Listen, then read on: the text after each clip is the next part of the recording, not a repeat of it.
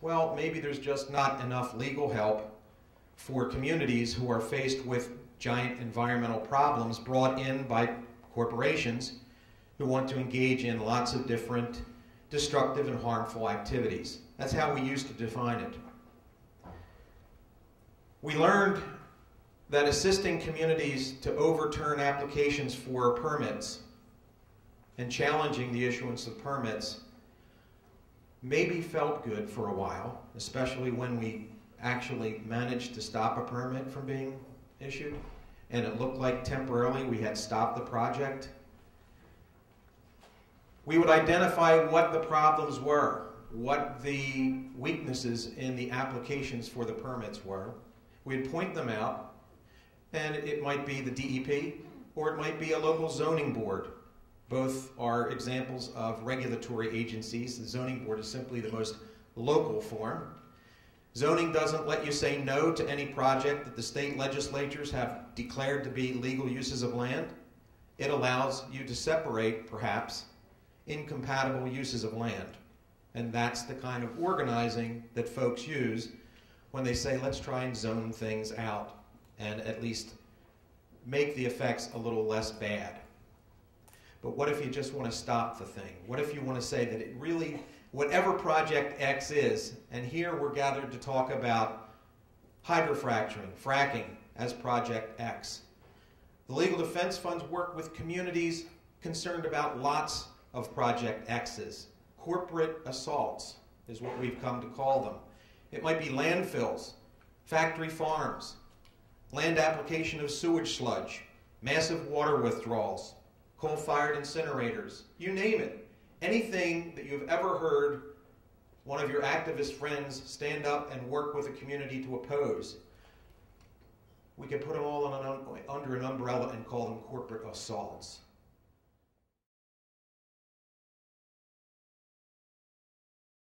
How do those regulations come to be?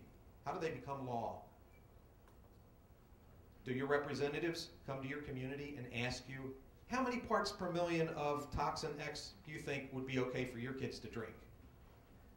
No? Who do they ask? In general, the regulated industry, who has a staff of legal folks who draft model legislation, who they lateral off to their lobbyists to take to your legislature, talk to their buddies in the legislature that they've helped fund their campaigns, and work the thing through the system, through the committee, to become law. It's not exactly the model of how a bill becomes law that I remember from my civics class. There are a number of layers that we have to fight through to actually get the rights of the people in our communities, every one of us, everyone you know. To get our rights protected, we have to fight through corporate rights, preemptions, a thing called Dillon's Rule. It's a legal concept that says municipalities are subordinate in every way to the state legislature. What it means in common parlance is every municipality is a colony of the state. And when the state issues the licenses, the permits for the corporation to engage in the activities you and your neighbors don't want, your colony is turned into a resource colony. And that's what we're up against.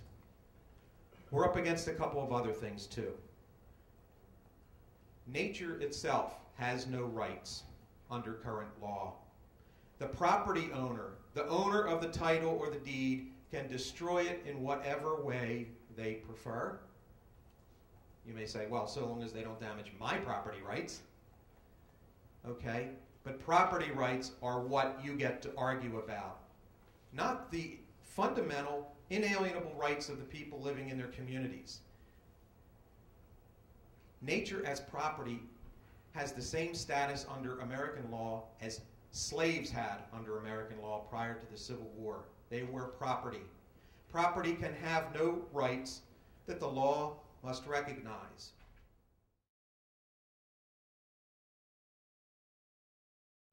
So you have this playing out, and as I look around, more and more groups get involved, but this regulatory process, hearings, public hearings, and yes, The system is flawed, but what this is a perfect pulpit to get people to pay attention to the issue. You can get it in the newspaper if you've got senators or assemblymen or whatever coming and testifying at things. It gets in the newspaper if there's 50 or 100 people outside the event happening. And the regulatory process, I mean, it really amazes me when I think about 2.5 years ago when I was talking to environmental groups and they're like, what's the matter with gas drilling? And nobody knew about it. And, you know, now there's 60 Minutes, and we just had, I haven't seen either one of these things, 60 Minutes or the CSI episode yet, but it's out there. People are talking about fracking. We still need to educate. And we need to educate, you need to know your audience. Who are you talking to?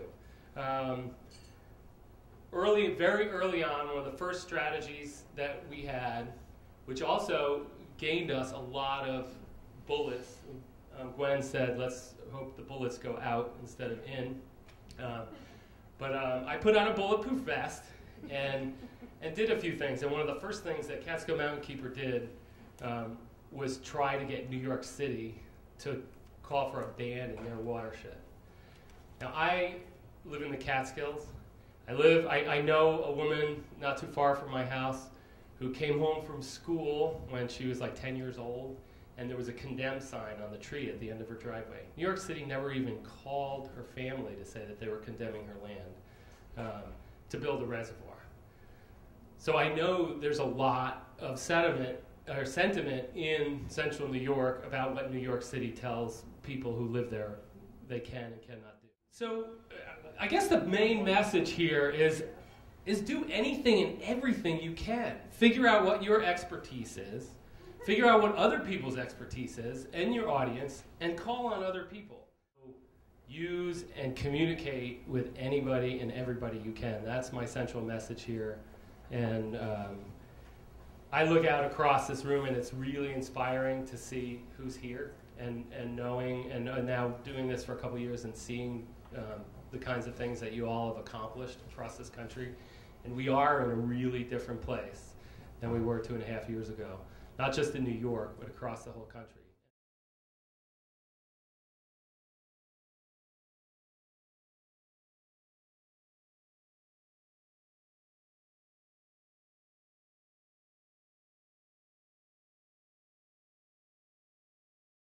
One of the great values of this area is an upper level headwaters watershed for the Rio Grande Basin. And these waters are really, these are the arteries, these are the capillaries where everything starts and everything feeds northern New Mexico and everything feeds Albuquerque and down into Texas. So this area has really, really high ecological values. And to protect this area after it was threatened is most of the conservation groups were instantly in arms. I remember we received a call from Jen Goldman at the Oil and Gas Accountability Project saying, hey, they're going to try to develop this place and we need to do something about it. The first thing we did, though, is we kept our mouths shut. And we went out into the community to talk with the community in northern New Mexico. What do you believe in? What do you want for this place? What's important to you? And we sat down with ranchers. We went out into the communities, sat down with ranchers. We sat down with the counties. We sat down with people in pretty much every village and town across northern New Mexico. And what we did is we started by defining a set of core values. We wrote this after meeting with people in northern New Mexico. And it reflects all of the values that were important, from ranching to environmental values, to wildlife, to sportsmen, to recreation, to the water itself, which really ties everything together. And so after defining these core values, it became very clear that people didn't want drilling. And as conservation groups, we could look at potential solutions and say, hey, we want federal wilderness designation, the strongest environmental protection under federal law. But we decided that instead of going that route, which could actually divide the community, we'll keep it simple. We'll focus on just dealing with the oil and gas threat and using all of our common values to try to bring people together. And I think if everybody here has experience with oil and gas companies, one of their best tactics is to try to divide the community. And when you have a divided community, you have a weakened community, and you can break the community down. So we were trying to pull the community together.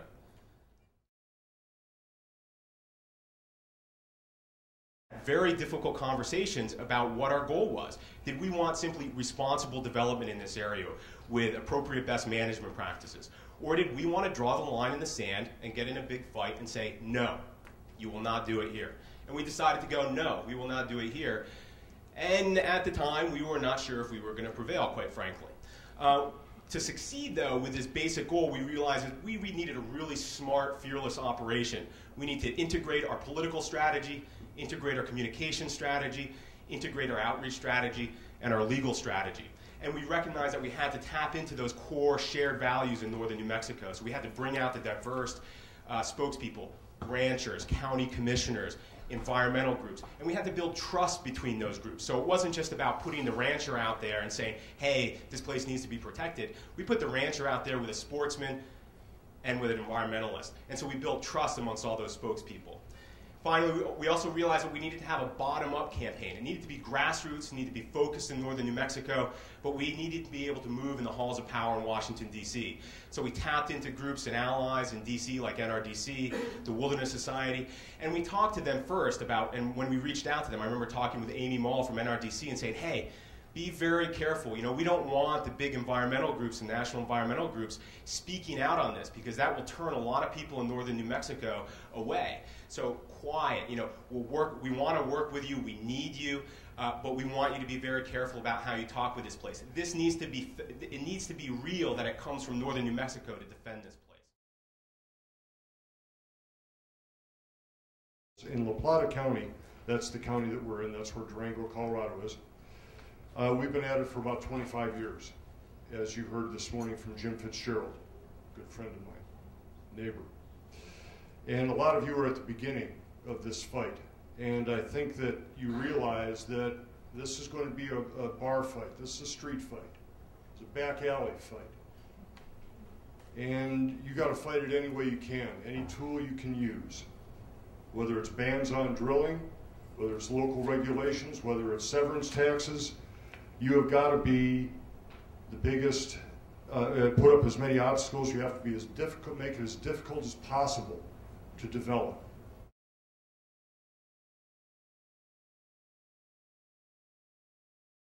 It didn't hurt, and I know this might sound perverse, but it didn't hurt when it first began that we had bad operators, because that really coalesced people. People found that people started asking, what are you doing? Because basically, when they came in here in the mid to late 80s, when they came into our county, it was pretty much, get out of the way, let us do what we got to do. This is the way we're used to operating in West Texas. And the people of our county didn't appreciate that. And from then, that was pretty much what got the county involved, because we had asked for an EIS to be done. This was a federal action, after all. We asked for an EIS to be done to find out what the impacts of this were meant. What were they going to be? And that was never done. There was a whole lot of finger pointing about who should take the lead, and nothing ever happened. What are we going to do? We are not having any luck getting response from anybody. So they got together and they put together county regs. Those were adopted in 1991. The county was very quickly sued for that. And it went through all the levels of court, and made it up to the Colorado Supreme Court, where the Colorado Supreme Court upheld the county's ability to use their land use authority when it came to the development of oil and gas. And that was a huge deal back in 1991, 92 actually. That was a huge deal. That was the first time in Colorado that any local government had done that. Actually, it might have been the first time in the United States. We're not really sure. But it was a big thing to have happen. That local government finally was able to, on some level, control development, which prior to that had been uncontrolled. It has been an ongoing effort. This has been something that is only as good, and I'm going to repeat this a couple times, and you've heard it already. It is only as good as the people who are in office to enforce it. That's what you have to bear in mind if you take nothing else out of this conference. It's as good as the people sitting behind the chairs saying yes or no.